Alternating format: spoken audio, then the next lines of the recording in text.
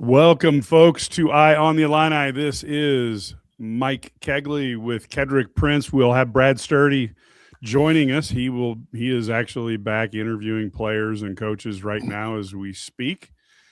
Illinois wins this game 77-67.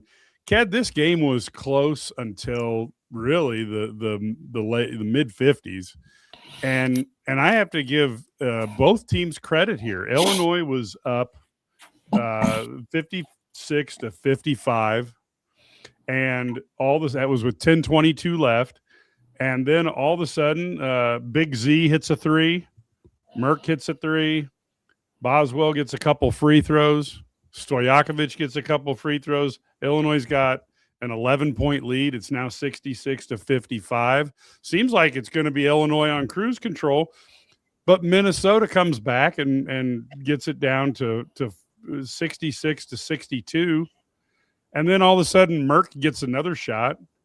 Tomislav with a three, and Wagler with a three, and it's 74-62. And even with some weird press breaking things, Illinois wins it. I thought both teams showed some heart there, trying to come back, and I thought the Illini showed that while maybe things got a little weird, unlike Illini teams of the last, year or maybe last, off and on that might have gotten a little rattled, this team just kind of puts it back into gear and drives on to the victory.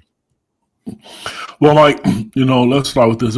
It's a big win for them to, they get a 10-point win, 77-67. Very workmanlike effort, I think, by the Illini. Great performances all around today. Keaton Wagler with 17. He was kind of a quiet 17. Actually, Zonomer with 18, but Keaton with the quiet 17 as well. But to me, Mike, starting this game out, right away it was 6-0, and Brad Underwood called a timeout. And the first thing I thought of was, I wonder if Coach Underwood has been listening to the Illini Guys podcast, because we've talked about how many times Illinois started slow on a Saturday morning, and they just happened again. Yes, they're not done well. But this time he didn't sit, and he was working the entire time. And in the post game, he did mention the fact that he thought they were flat. I don't think they were flat. I want to say something, and this is going to be my tone.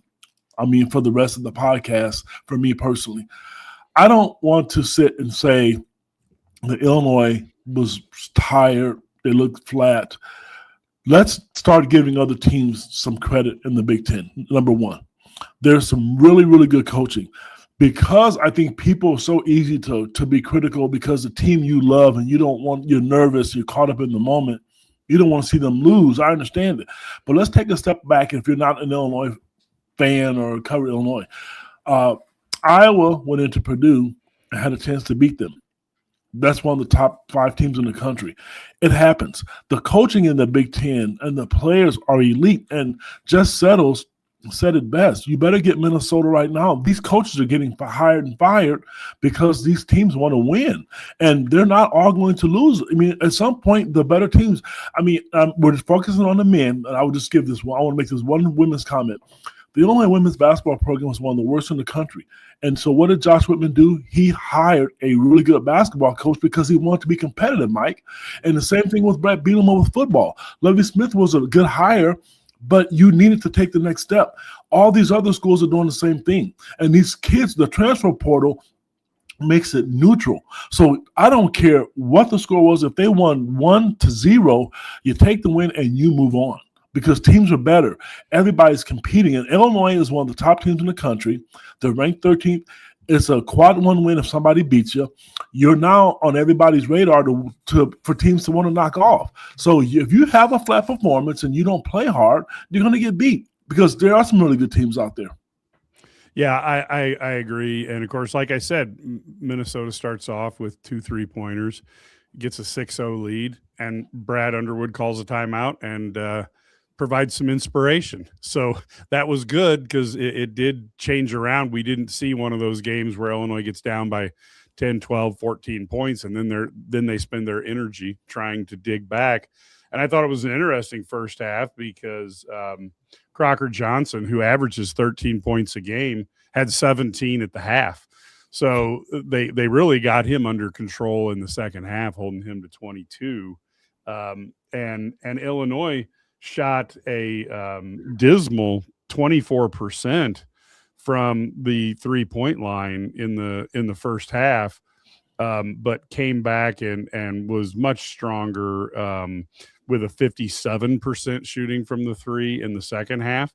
And I think part of that was they did a little bit more of the extra pass and getting it to the open guy. And I think part of it was just, guys are starting to hit those open shots that you need them to hit. But let's dive a little bit for folks who don't have access or don't have it in front of them. We can talk a little bit about the stats. And as Ked was talking about, and I'm going to go through this because there are audio listeners as well, but Merkovich, ended up having 12 points. And I thought that was an impressive performance with 8 rebounds. And I think the key that we have to think about in the second half is Merkovich got all 12 of those points in the second half. Stojakovic, 7 points, 2 rebounds, 3 assists. Boswell, 9 points, 3 rebounds, 3 assists. Tomislav, 10 points, 7 rebounds, and an assist. All 10 of those points, folks, were in the second half. So you see Merkovich and Ivasic, kind of carrying the team a little bit in the second half, and as well as, Big Z carried him in the first half. Wagler, 17 points, 4 rebounds, 5 assists, typical game for him. Humrickhouse didn't score, but did have a couple of assists. Jake Davis didn't score today, but had a couple rebounds. You had Big Z, 18 points, 13 in the first half, and thank goodness he came in a first half, which was a little sluggish. So he came ready to play, and 9 boards. And the other, I know it's a small thing, Ked, but Petrovic had 4 points on 2 for 4 shooting, had 3 rebounds, showed some hustle, showed some quickness. And man, if you can just start by getting some slivers of time for him that go well, by the time the tournament runs around, if they need him, he might be ready to go there. Any thoughts on the stats as we talked about that part? Well, I thought the stats were evenly balanced. I thought it was, when you look at them, there was not one guy who didn't, well, I shouldn't say that. I take that back. When you look at the stat, I guess that there's one guy who stood out to me. It was Big Zonomir. And I'm not a in the moment type of guy. I look long term and I look at the body of work. The MVP of this team is going to probably be your freshman, Caden Wagler. Yep. But to me, the most underrated player, the guy I love to watch play, and I wish he was only a freshman, is Zonomir Ivasic. I don't care the fact that he scored 18 points. He was 5 of 8. I can't tell you the last time, and I've been following Illinois since the early 80s, I've ever seen a player that dominant in the paint when it comes to defense as far as blocking shots. I can tell you 6 or 7 times Minnesota saw him and literally ran the other way. They wouldn't do it.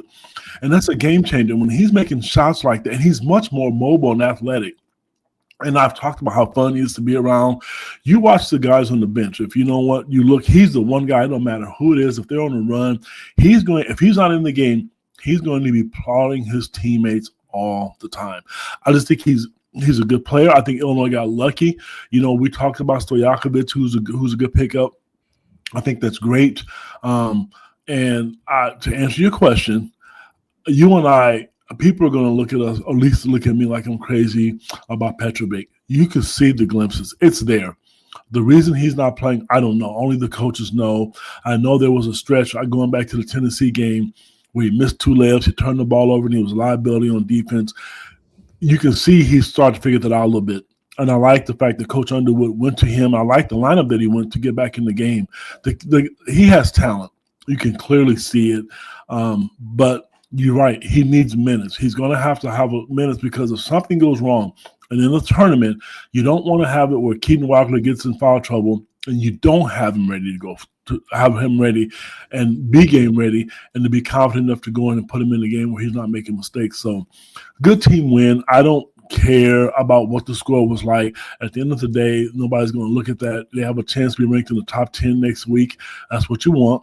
They have a number of home games coming up, Mike, and you need to take care of those home games and maybe still a road game at some place you thought you wouldn't get. Yep. And I'll go back to Petrovic. I think for the first time this season, you look out there and there was no yeah but moment. I think he played well. He looked like he was playing within himself instead of trying to win the game with one play. So I think he's getting a little more comfortable there. I was very happy with that performance. Let's take a look at some of the overall stats. Illinois shot 41% versus 40% for Minnesota. So really what you saw, in the second half was Illinois played good defense in the first half, but really kind of put the Malachi crunch on going down, held them to 38% in the second half and ended up at 40% for the game. So a good defense for the Illini.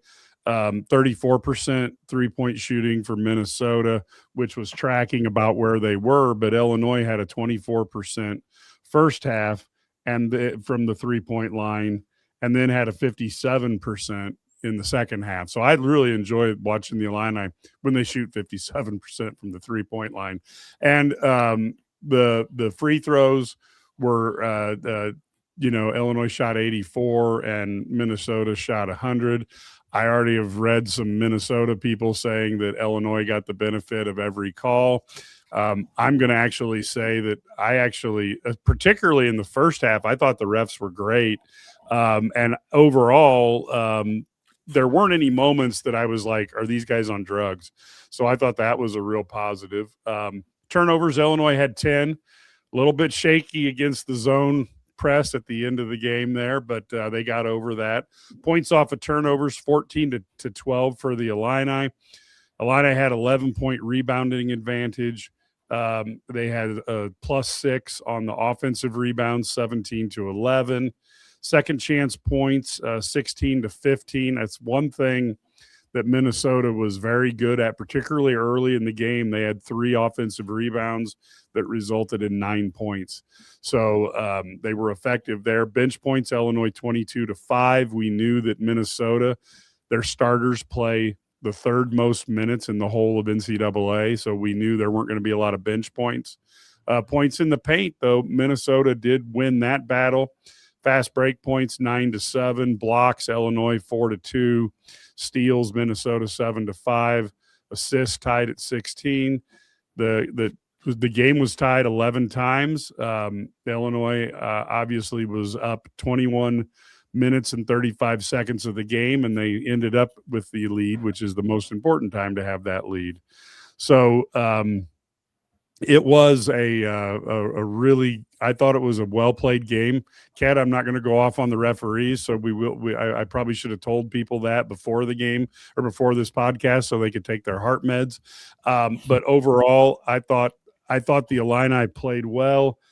And going back to it, I really was pleased by Mirkovic in the second half because I think somebody mentioned in the comments, not only did he play well, but on the offensive end, but he also had some nice defense down the stretch against Crocker Johnson, which he had caused the Illini all sorts of heartache in the first half. So I thought Merck playing well, and then seeing Tomislav come back because it looked like in the first half he didn't play particularly well, and I thought, wow, we thought he was back, and then he came out and had a really good second half for the Illini. Mike, real quick, I don't know what you mentioned or what you're getting as far as like the officiating.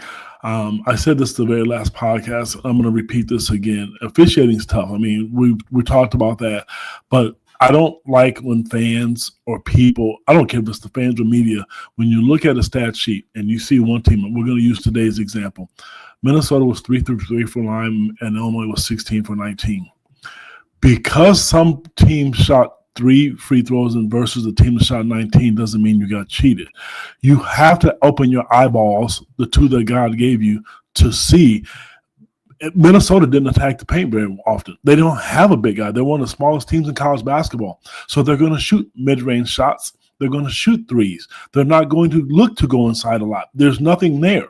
So this is just one example of somebody looking at the free throw and saying, oh, my goodness, or you're one of those, look at the scoreboard, they got 8 fouls for 0. It doesn't work that way. Some team can be aggressive, and I've said it last time, Mike. Illinois practices that. They are one of the least fouling teams in college basketball. So all the fans out there, you want to make this clip, send it to all the other teams in the Big Ten so the fans can understand that. Mike, I know you do that a lot. Because a team shoots more free throws doesn't mean that you're getting homered. Teams or colleges practice against it, and Illinois is one of those teams.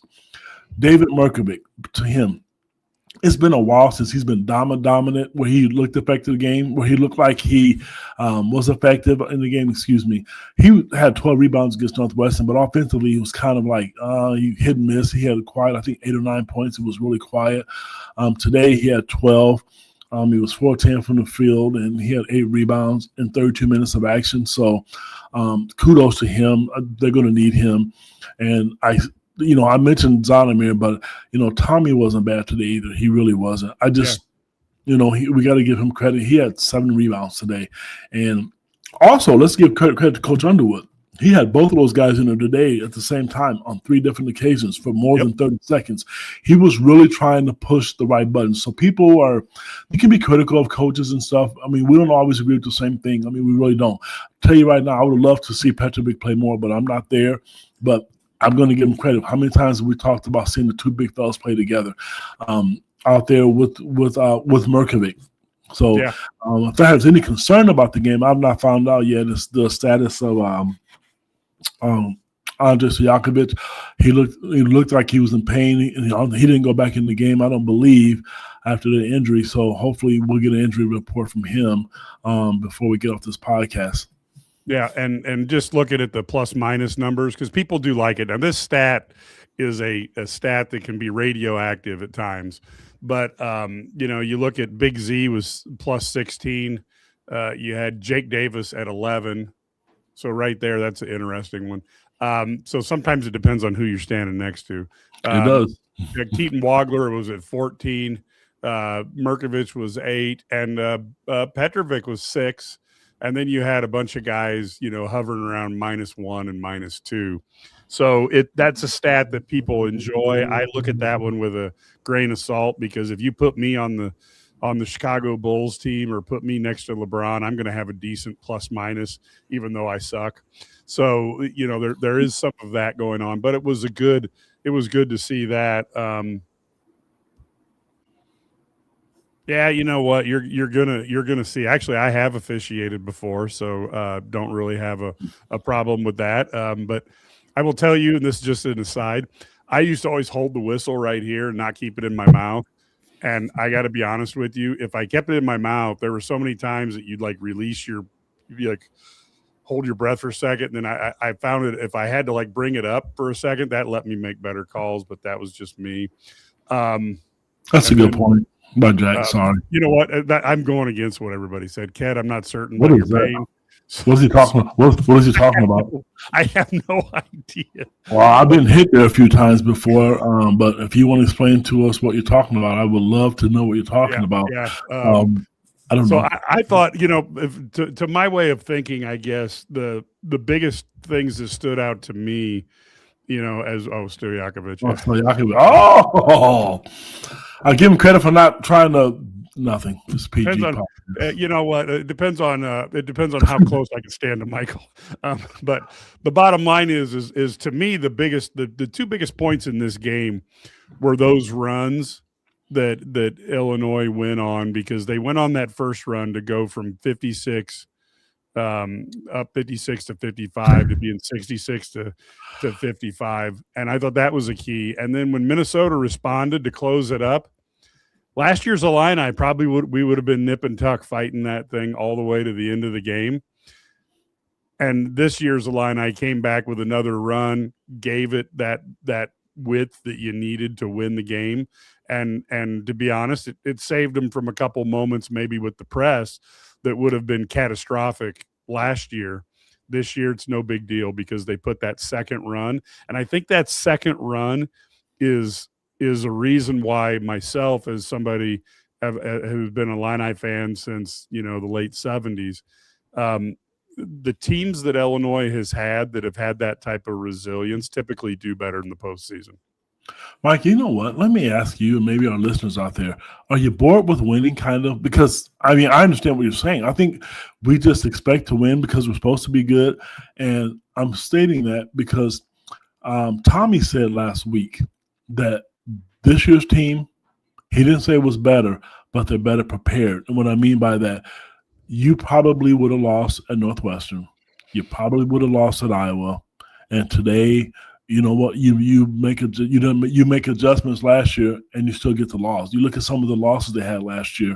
It's different right now. They're winning. But people say, "Oh, we're nitpicking." I see the comments on it. I'm glad to hear you say the Illini fan 365 inside 2004. I'm glad to hear that. But to be honest with you guys, it's like they are better. This team is better. And what's really weird about it, Mike, you have like a little animal or something. Yeah, man, we just got a dog. I think it looks like a little rat. I'm just kidding. This team looks different. And what's really weird about it is Keaton Wagler. You just know that at crunch time, and I don't want to be negative, but last year Casper started the season off good, but he turned the ball over too much. None of us think that with Keaton. We know that something's going to happen. He's going to make a great pass. So Tommy's right. This team is built different. And it was good to hear Jess Settle say, now maybe it was just because he's in Champaign to make the Illinois fans happy, because Jess is a good friend of mine, so people know this. But they do have the potential to go to the Final Four. I think if they get a 3 seed, I'm going to like their chances. Anything over a 4 seed, I'll be concerned about. Yeah, I think the seeding is so important for 2 reasons. One, obviously, it just gives you an easier path, and then the second thing is if you can make it past the first weekend of the Sweet 16, the recruiting implications are massive. And Larry talks about that as a former CNN anchor. He talks about all the different articles and video features, votes on TV and streaming that will be done on the teams that have that extra week and get that focus on them.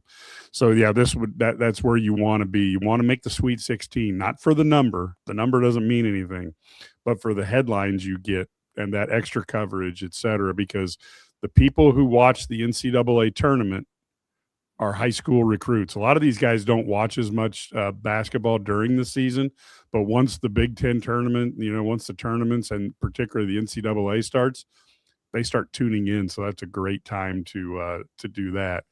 And let's go into one other thing, I guess. We saw, looking at Boswell today, I thought he had less of an offensive focus, but it seemed like he was in the middle of a lot of things. You need a key rebound, you need a key assist. It seemed like he was the guy there doing that. Today, we watched, obviously seen every game, and defensively today he really stood out. He was a difference maker, I thought, on defense. And for the people who haven't had a chance to see online about his preparation, the work that goes into playing defense, and I'll give you a quick snapshot of it.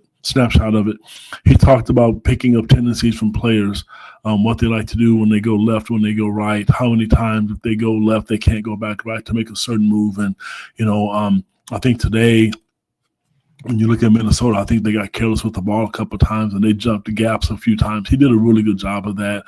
It's so easy to take him for granted because you have a guy like Keaton Wagler out there scoring, and then you see Zonomer blocking shots, and you want to see Big Tommy make threes, and you never know what David's going to do. I don't know why I say David. It's David. What he's going to do from time to time. So, and Stojakovic is just exciting, once he gets it going. So you don't want to take Colin Boswell for granted because what he does is very, very important to this team. I don't think they would be where they are without him right now, to be honest with you. And he's obviously playing like a senior, like it's his last game, and he wants that shot. I don't blame him. I don't want to say it will be a miserable season if Illinois didn't go to the at least Sweet 16 or Final 8. That will be tough because they do deserve it. We can talk about how many points they average, how good they are at the free throw line, how tall they are. That doesn't matter. The upsets happen. So I like the team. I think they're playing better defense too. We have not spent a lot of time on that. give kudos to Coach Cam Crocker. He mentioned to me when I went down to media day that it's going to take a while because the memory of what these kids are used to doing for so long is tough. And he said it's going to take a long time. So defensively, they've gotten a lot better. And for the people out there who talk about how many points they give up, I can't tell you how many times you've seen a player, Minnesota's guard, I think his name, number 10, I believe. He made 3 shots with the shot clock running down. That's not bad defense. That's just tipping your hat to the guy on offense. It was just better offense is what they say. Yeah, and I think early on, Crocker, I think he just got advantage of I mean, I know he's not a huge 3-point threat. Coming into the game, I mean, he shot 34%. So he's somebody you definitely have to look for, but it's not like he's, Steph Curry out there.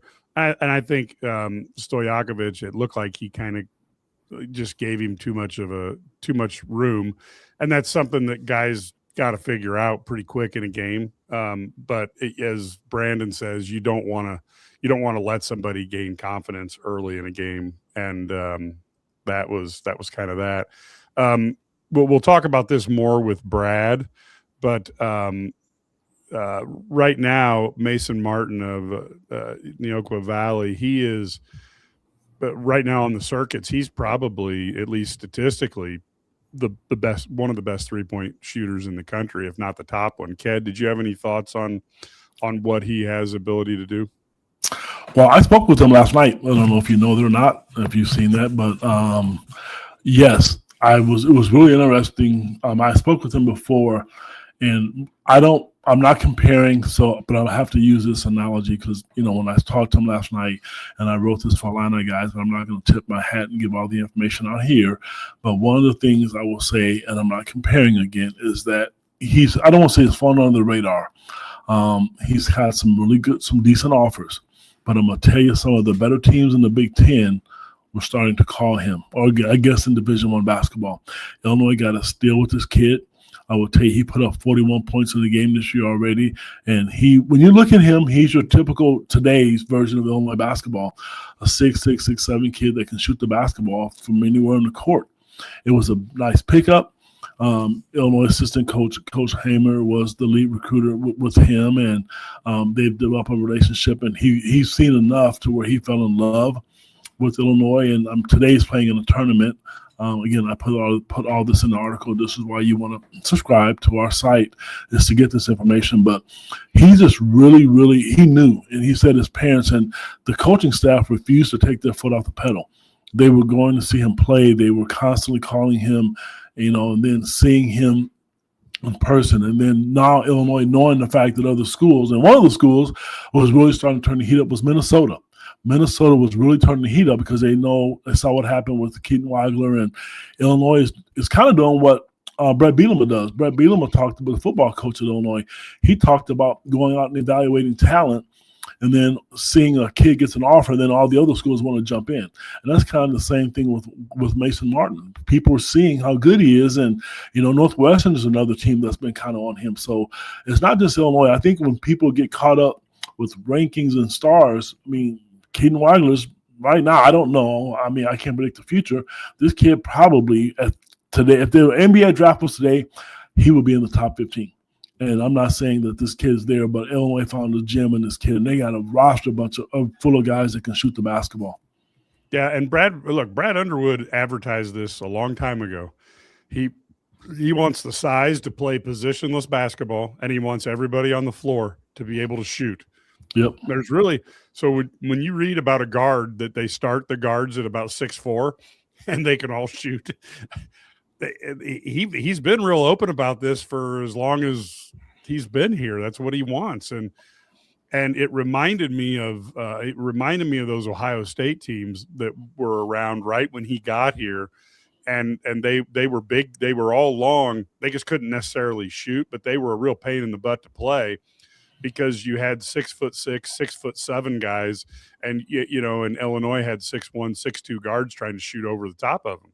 Now, Ohio State never had the coaching, and they never could get the full roster together to fully take advantage of that. But I think Underwood saw that, and like, okay, if I can get some better players and I can coach them better, I'm going to do pretty well. And then here we've got basically the biggest team in the country right now. So that is that's something you have to think about it. Yeah. Well, Mike, I mean, how many times did Just Settle say today, who do you guard? Everybody on the floor, think about this. Everybody on that floor can shoot it at all times. There's no liabilities. Yep. I'm totally with you. And wait a minute, he's back. So, we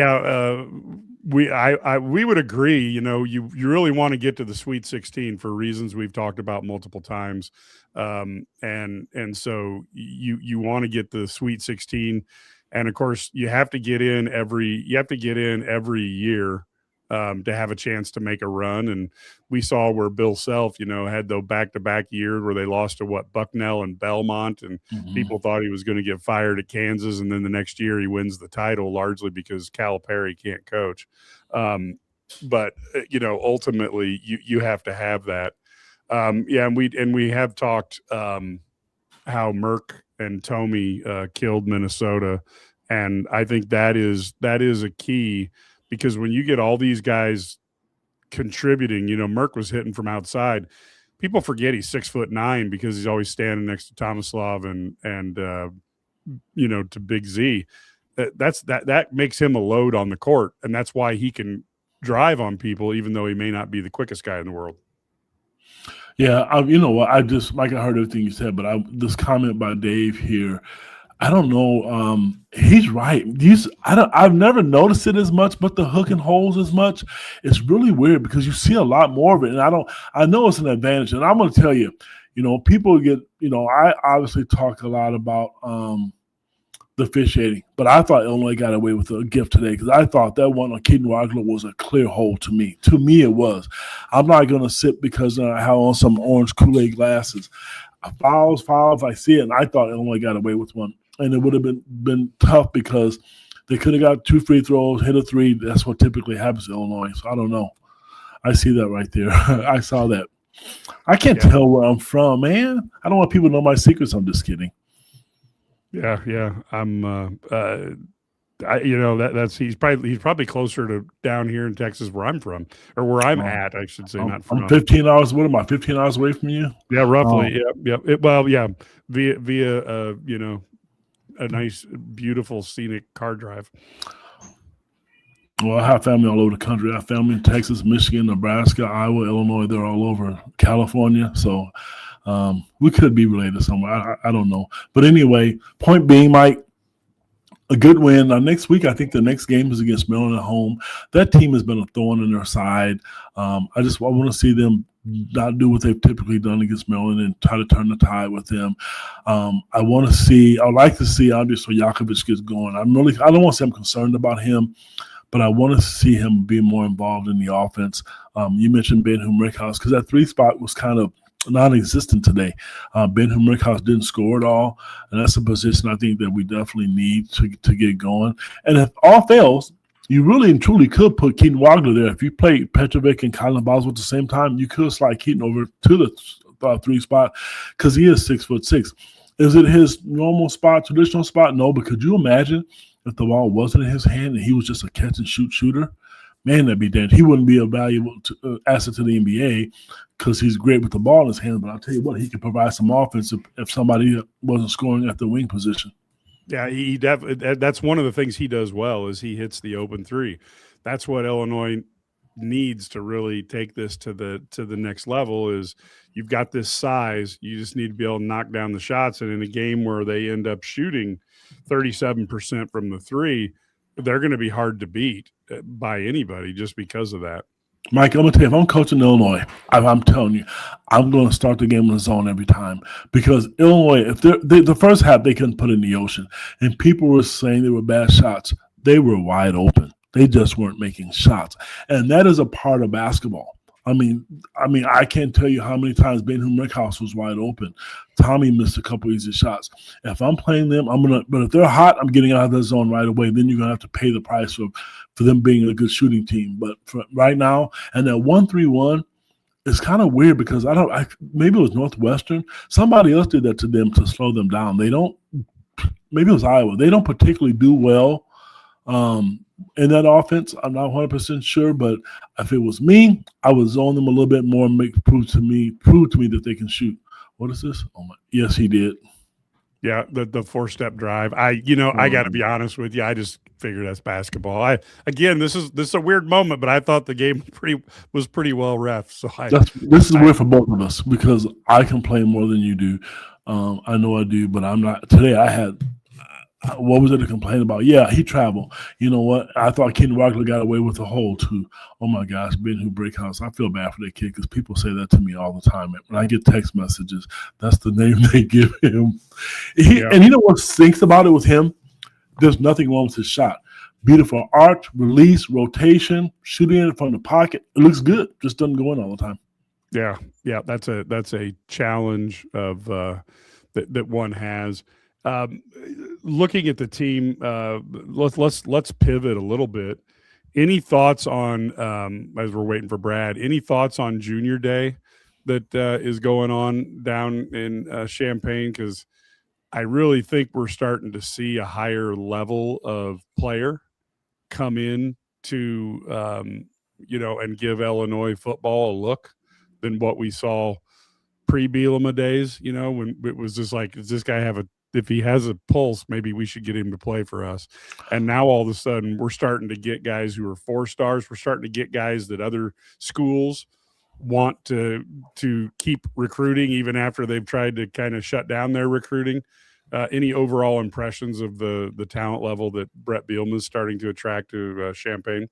Well, Mike, when you win, that's what happens. And when you win, if you continue to build the momentum, you and I, we talk about Kurt Signetti all the time, and he is building and he is capitalizing on it.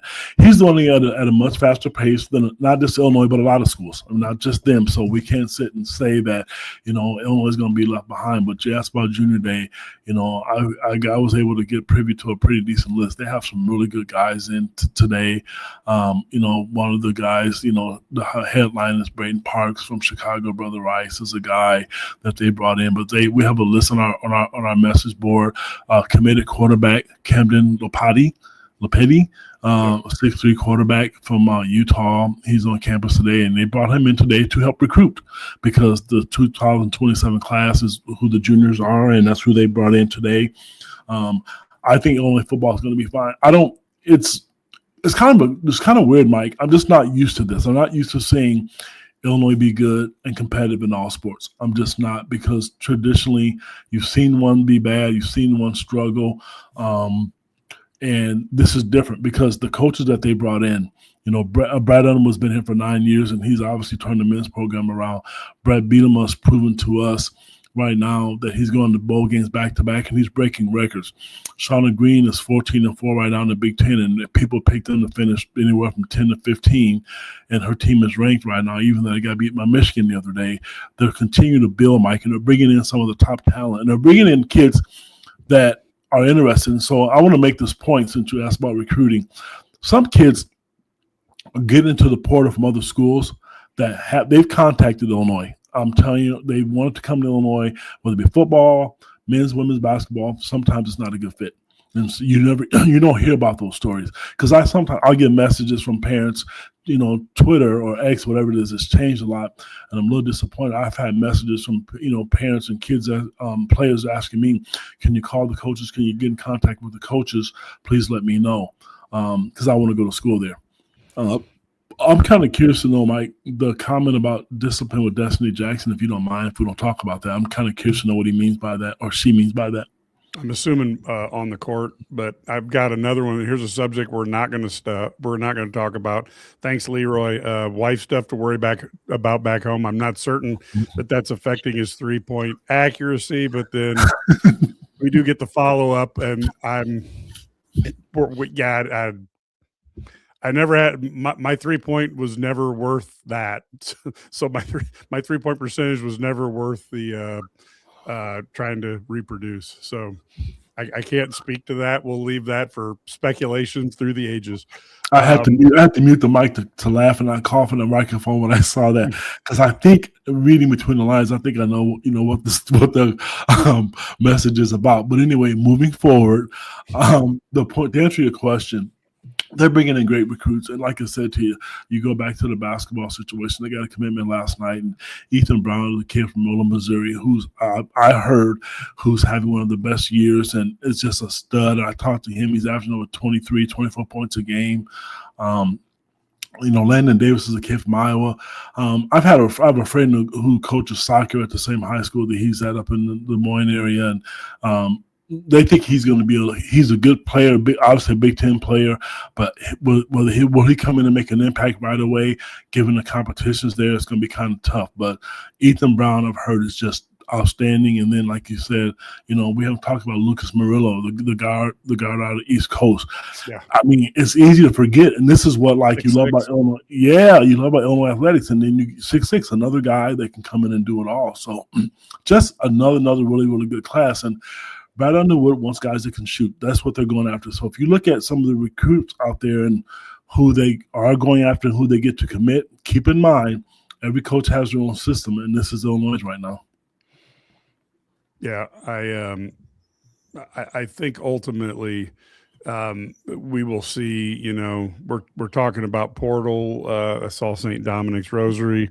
I will say that you always have to decide, with the problem with that is Illinois, lost a couple young defensive linemen to other programs.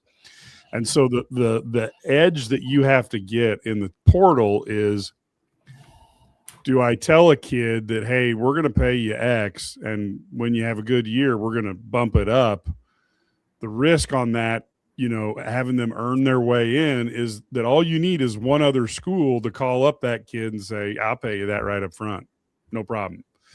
And so it's so hard. I don't envy these coaches having to try to figure out who is going to do what, because, again, it'd be one thing if you're just trying to talk to that kid one-on-one and talk to them about their decision-making process. But the reality is other schools are calling that kid's parents and saying, we'll give you this much, we'll give you that much.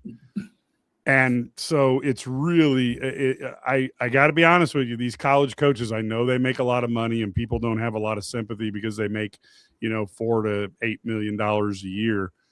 But, man, trying to get your roster together and you got this much of a budget and your guys are being talked to by opposing coaches all the time, it has got to be just a nightmare to try to figure out those type of things. Well, Mike, you look at the Illinois quarterback, Camden. Illinois goes to play Tennessee in a bowl game. 6 days prior, they offer Illinois commit quarterback, Camden a scholarship. It is tough. Just to your point, they have to win games, and coaches want to win games, and that's part of the recruiting that that you're going to get. There, the traveling man is. There he is, Mr. Sturdy. We have a Sturdy sighting. How's it going? That's good. So Brad, give us your impressions on the game today, of what you saw out there, and I thought it was impressive that Illinois went on a run. Got the game out to 11 points, and then Minnesota, to their credit, answered, and Illinois answered right back, and that gave them the wind under their sails that maybe helped them through some of their press problems. Yeah, don't you? I really feel like they competed really well. There were some times I thought they struggled in the first half, being stagnant and things like that. But they battled through some difficult things. I thought Minnesota in the second half, Illinois kind of shored up the defense a little bit, and then they hit a couple of step backs and fadeaways with guys on them, and then you just that puts you're in a bind, right? I mean, so you got to battle through it, and it was impressive. I think, Z gets a lot of publicity he was fantastic off the bench. I thought he was active on the offensive glass, and obviously he's the best rim protector around. But then I thought the other thing was Mihailo Petrovic was just fantastic in his, only played 6-7 minutes, but he made an impact in those minutes. It was interesting. ironically, before the game, I actually talked to Coach Orlando Antigua a little. I was talking to him a little bit about Petrovic. I mean, that was kind of our talk, and we even said like, "Hey, and we both agreed that he's going to win a game for Illinois at some point this year. Little did we know it would be in about 30 minutes. These are weird things that happen, and it's just there's a guy who had to bide his time. He's battled, whether it's a language barrier, whether it's the hamstring issues, it's the fact that, Illinois has one of the best freshmen in the country who's emerged. All those things went against him, but yet here's a guy who just been biding his time. He's still working in the gym, getting healthy, getting stronger, adjusting the physicality of this and adjusting, not playing 30-plus minutes a game every night, which is what he's used to. And then he steps in and just does a fantastic job in that final 3:12 of the first half. I thought he gave them exactly what he wanted. He gave them a great lift. Yeah, and I think for the first time, maybe you might disagree with me, but for the first time, his time on the court, he actually earned more time the next game because he made a huge difference. And there was no yeah but moment. Yeah, but what about that turnover? Yeah, what about this? I thought he just played within himself for the first time all year.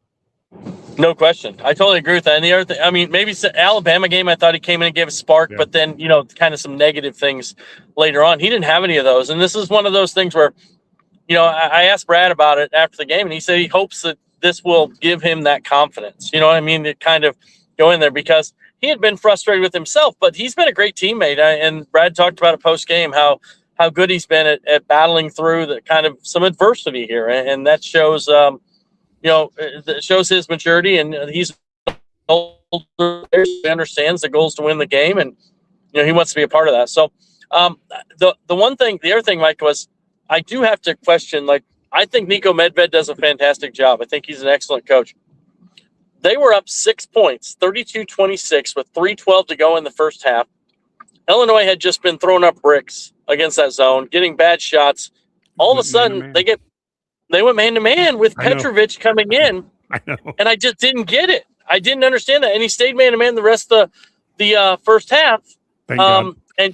No, it was good for Illinois because Petrovic against man-to-man is, you talk to the coaches and Ked and I both talk to the coaches a lot, and they can't guard Petrovic in practice, keep him out of the lane. He may miss a shot or he may do this, may throw it away, whatever.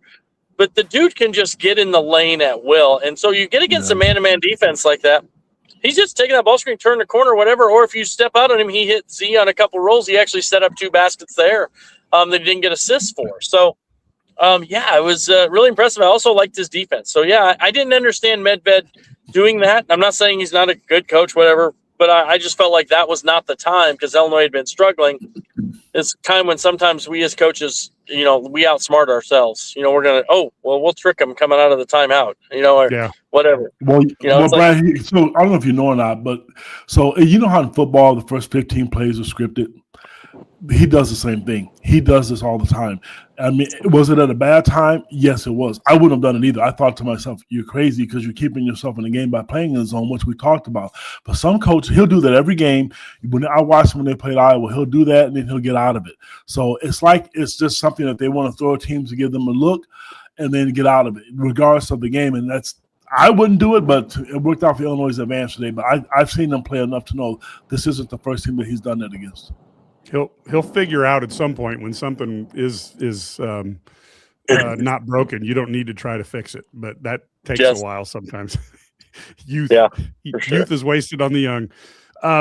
Brad, the other thing we talked about is Merkovich and Tomislav. They combined for all of their 22 points after halftime. Anything that you noticed there because I thought both of them really played well in the second half. Well, they really in the first half, Merk was really having a hard time. Merkovich really having a hard time against the zone, like where to go. Didn't know whether you're supposed to be at the high post, in the dunker spot, in the short corner or whatever, on the wing, and so he's just like they're like go over here. He was struggling to find it, and so you just no rhythm. Well, in the second half, they ran a lot of their man offense, and so Tommy got his pick and pops that he gets. Tommy, and then Merck was able to get things more like he does against a man-to-man offense. As a pick and pop, he hit a pull up, kind of a transition type, action secondary break type action there early in the second half. So, yeah, I think that they got more comfortable against the zone. So. And that allowed them to kind of get going. The other thing was you saw Merck really attack the glass.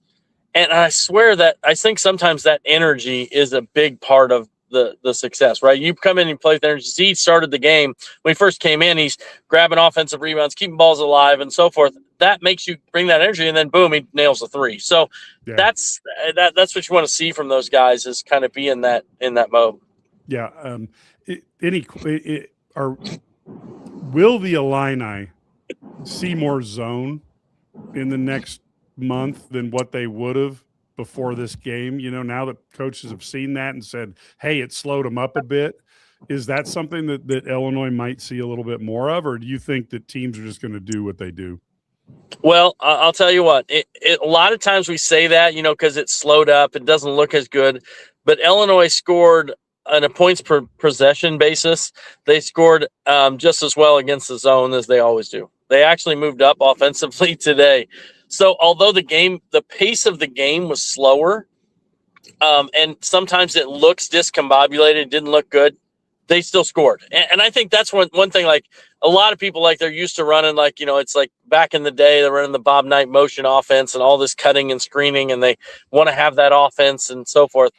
A lot of it is like, but you got to look at the numbers. If you're scoring, you're scoring. Points don't count more because you ran good offense to get them, or you ran a bunch of screens to get the guy open. No, points still count the same. And I think that's where we get kind of caught up. And so I don't think you're going to see a ton of it. There are certain teams that will do it. I mean, like Purdue's not going to play a bunch of zone against Illinois because they play man to man. Yeah. So.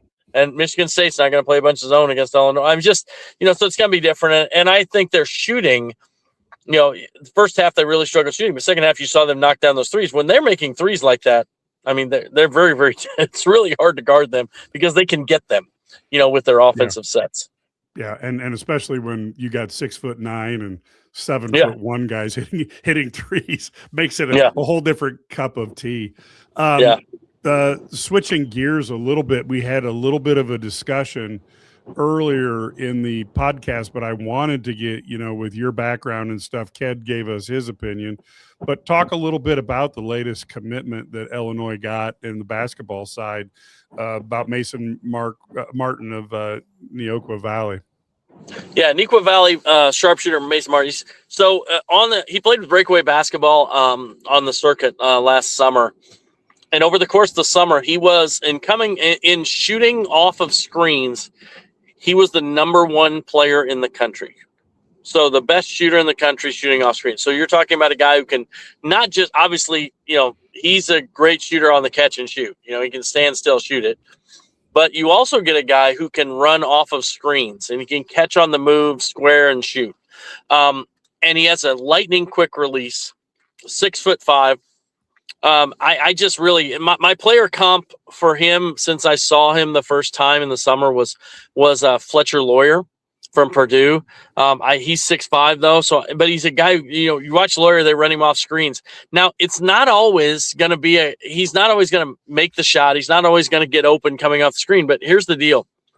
When you really worry about that guy coming off screens, it opens up everything else. Like today, a lot of the cuts that Minnesota set up and Cade Tyson coming off those screens, it opens up other guys. And that's where Martin can be a guy who defenses will gravitate a little bit to him because he's such a dangerous shooter.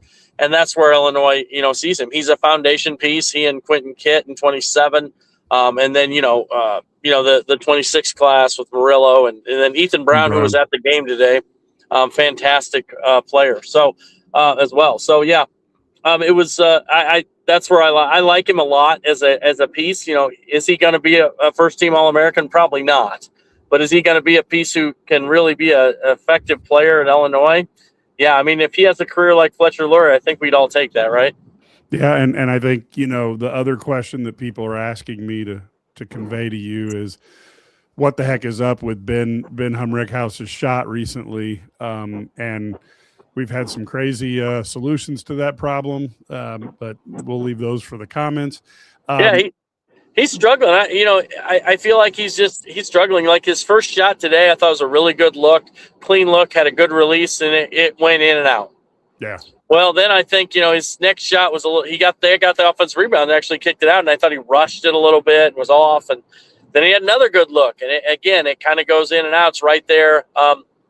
So he missed all three, and I think that's the issue right now. He's got to make some shots because he has improved immensely as a rebounder and a passer and defender, but he's not making the same shots that he has made throughout his entire life. So, it's one of those things like when you're a guy coming off the bench, there are going to be days when things are great and you have great days. There are also going to be days when it doesn't click and it doesn't work. But there's going to be a game, just like Petrovic today. There's going to be a game when Ben Hummerkaus comes in and gets hot and hits 3 or 4 threes and it works. So that's just part of basketball. So it's it's part of it. It's tough, but he's got to he's in the gym and he's working and he makes them when he's in oven. But now he's got to make that. He's just got to stay confident, and I think that's the hard part for guys when you're missing.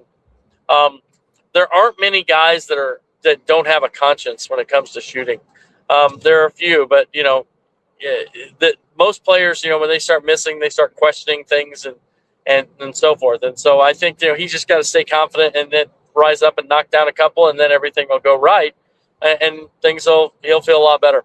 Yeah, he's one of those guys that's actually smart enough to analyze what's going on. Sometimes you need that guy who's just maybe the elevator doesn't go up high enough to realize that there should be some introspection.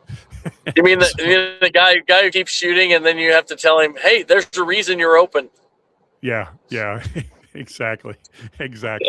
So one last thing before we let you go. I know you're commuting and people marvel at your ability to commute, eat, and podcast all at the same time. But the things people notice. But anyway, the question that I had, is there anything on Junior Day that stood out to you? I personally think the quality of player that's being attracted now is much higher than what we saw when we started Illini guys over 5 years ago. But you're obviously more of a recruiting guru than I'll ever be. What are your just general top line thoughts on this? Yeah, so I think the one thing you notice is there's not the huge numbers. 15 guys or something like that. And it's not like, back in the day, Zook used to bring in I feel like they were bringing in 50, 60 guys. Maybe it wasn't that many. It sure seemed like that many. But they're really focused on in-state, one out-of-state kid from Kentucky, but mostly in-state guys they wanted to get on campus in 2027, that they could meet, talk to, get to know better, and really sell the program to. So I think it was really effective in that regard, and I think that focus, you can tell. I will say Lapati is definitely a kid. I know you guys were talking a little about him. He had Art Sikowski sitting next to him the entire game, and Barry Lenny sitting in the same row. So with his family, so it was they definitely want him. They want to hold on to that, and he reaffirmed. Zeno has a nice story with him on IlliniGuys.com, where he reaffirmed his commitment. He's heard from all the people he listened, but Illinois is home. So really good to see that. And then, I think there's a list of all the guys on IlliniGuys.com. I think they're sitting very well with the guys they had on campus. Obviously, there's a couple guys that are going to be tough to get just because they've got offers from, everybody, around the country. So, but at the same time, you want to get if you're not missing on guys, then you're not recruiting the right guys, right? Yep. Yes, Mr. Self. Yes. And they also got another, a defensive line commit, which I think we all know they needed. So that's a good thing as well. And so in the portal, so that's a good thing. And I don't know, Ethan Brown was there on campus, the basketball recruit 2026. First time he's seen a game at the State Farm Center. He did see Illinois playing the bragging rights game, but this is the first time he saw him in the State Farm Center. And he was very happy, obviously, and talked about his season a little bit. He's really having a good year. Brad talked about a play the other night. I was watching him, and he bounced off the guy's back on the inbounds, grabbed it, and went up and did a two-hand dunk. So It's nice that he's averaging, but I think Brad said he's averaging about 40 since the break. I don't think it's quite 40, but still, it's like he's averaging like 26, I think, for the season. And he does a little bit of everything. It's funny. He told me that all summer, when they were recruiting him, they said, they were comparing him to, like a player like Keaton Wagler. And so I asked him, I said, does that mean like, you kind of look at that and see his success, and does it kind of open he said, yeah, I mean, it does. I mean, obviously, I wouldn't put that kind of pressure to be, Keaton Wagler's freshman, but he said, it shows that he can come in and compete and play a role as a freshman, and that they think that highly of him, that they put him in that same class. So it was, it was really good. He's a great kid, fantastic player. He's one of my faves in this, that they brought in the last few years. So. No, that's good. That's good. So, and folks, this is the type of stuff you get on IlliniGuys.com. So feel free to go over there. 27 cents a day also provides us the expenses to be able to cover and send people out. We are a credentialed media outlet. So don't let the fact that we're internet based, fool you. But so we send people to the games, and it does cost money in the bigger Big Ten. There are days that we wish it was back to the old Big Ten, where everywhere was just a little drive away. It's not the case anymore. And certainly if you're looking, you can follow me, Ked, Brad, or the Illini guys, or all of us, and get the best of recent Illini and Big Ten and college sports news. And we also branch into movies and guy stuff. We'll even go into like what we're watching on Netflix and things like that. We try to watch things that don't cause any emotional response. So we just except for Illinois basketball and football. Yes, which can do that, and we haven't complained about the even Ked didn't complain about the refs. So that's a first. Yeah, it was a good day today. So we love having everybody on, and of course Leroy is reminding us that we do have the game room, which is pretty cool because our subscribers then get in there and they can talk real life as the game goes on, which can be for some of the more entertaining moments in Illini Guys history have occurred on the game room. It is not for the faint of heart, though. No, it's not. Warning. No, it's not. And until the movies come up, what do you mean? You don't like our movie reviews? It's movies for guys who have been who have no emotional depth. That's our movies. But anyway, we will be back, of course, as you can. Next Wednesday is the Maryland game. Illinois has struggled with Maryland, although we'll see how Buzz does against Brad. Maybe Brad can start off a new coach by owning him and taking that particular team off the list of problem schools. And we'll see how. By the way, did Juwan Howard get a job at Tennessee or Kentucky? How did that work? I saw that fight today. How did that work? I do not. No Juwan Howard? No. I'm just kidding. Wrong one. Yeah, well, I keep waiting for Dusty to slap somebody on the other opposing side. It hasn't happened yet. But anyway. At least you weren't going to have Pope and Pope, who's like, really big, and then Rick Barnes, who's like 107. I don't think they were going at it today. So yeah. I would. One would hope not. Although then you find out, who knows? You unleash the tiger and Rick. Yeah, he might not want that. All right, folks. So we are definitely running out of material. We're getting into old jokes now. So we will be back, of course, for that Maryland game. So please be looking for us. And until then, go Illini.